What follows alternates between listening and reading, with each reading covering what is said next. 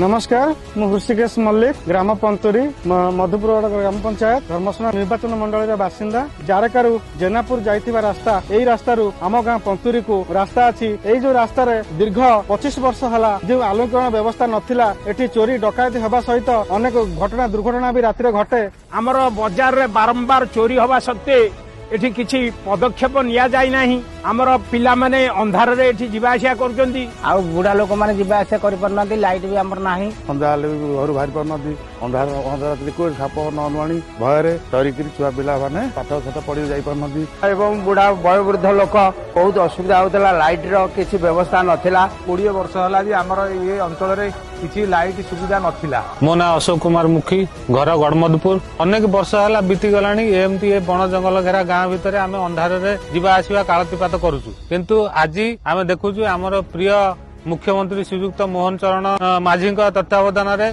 आमर प्रिय विधायक हिमांशु शेखर साहू आम एरिया रे जो आनिकी लगेया चाहूचंती सोलार लाइट जो फल कि आम गाँ आम एरिया आम घर भी आलुआ हम आम समस्ते भलरे जीवा आसिया करि पारू। ए जो योजनाटी करिसंती प्रति ग्राम रे जो सोलार लाइट लागिवो सेथिपई आमे हमर प्रिय मुख्यमंत्री को धन्यवाद दउचु। ता सहित हमर स्थानीय विधायक हिमांशु शेखर साहू तांकु मध्य अशेष अशेष धन्यवाद। यह शुणी बहुत आश्चर्य लगुची जहाँ विगत वर्ष नथिला आमर प्रत्येक गाँव को हेबाकू जाउची सोलार लाइट कार्यक्रम जे कि आमर माननीय मुख्यमंत्री एवं आमर प्रिय विधायक श्री हिमांशु शेखर साहू को माध्यम रे जो सोलार लाइट लागिबो गाँव रो प्रत्येक लोक आनंदित होबे आउ तांकर चला विचल रे बहुत साहाय्य हबो। लोक अंधार रे बाहरी पर नथिले बाहरबे एवं वन्य जंतु जो साप हो कि कुकुर हो रास्ता रे जीवा आसिया करथिले ता भी मध्य लोक भय बाहर पार नथिले। तो ये लाइट लागिबा परे प्रत्येक लोक बहुत आराम रे जीवा आसिया करि परिबे।